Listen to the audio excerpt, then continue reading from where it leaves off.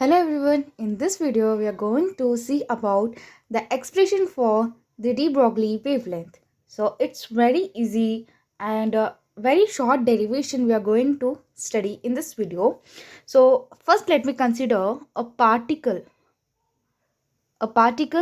which is having a mass m, which is moving with the velocity v, and according to the mass energy equation, the energy of this particle, according to Einstein mass energy relation, the energy of this particle is given by E is equal to mc square.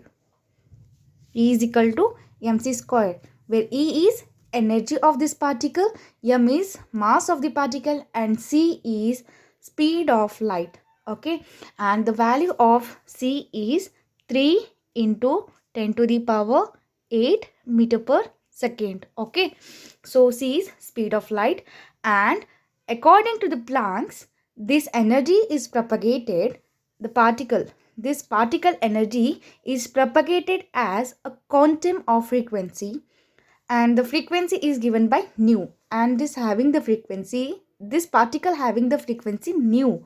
Okay, so according to Planck's, the energy is propagated as a quantum of frequency. Okay, so the expression is from a Planck's, the energy is given by E is equal to h nu, and nu is c by lambda.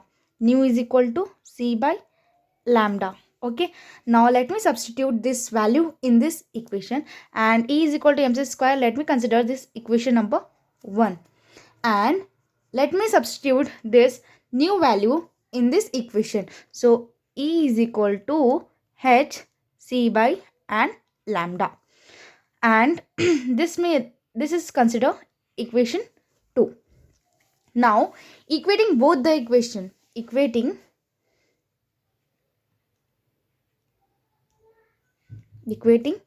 equation 1 and 2, will get E is equal to mc square is equal to hc by lambda. So let me take lambda in electric side. So lambda is equal to hc, and shifting the mc square in the denominator, that is mc square, and the c will cancel in the numerator and denominator, and lambda is equal to h by mc. Okay, and since the particle is moving with the velocity v, so the wavelength is associated with this particle. The wavelength associated with this particle is given by lambda is equal to, instead of c we have to write v. Okay, h by mv. Okay, this is the wavelength of the particle, and this is called as a De-Broglie wavelength.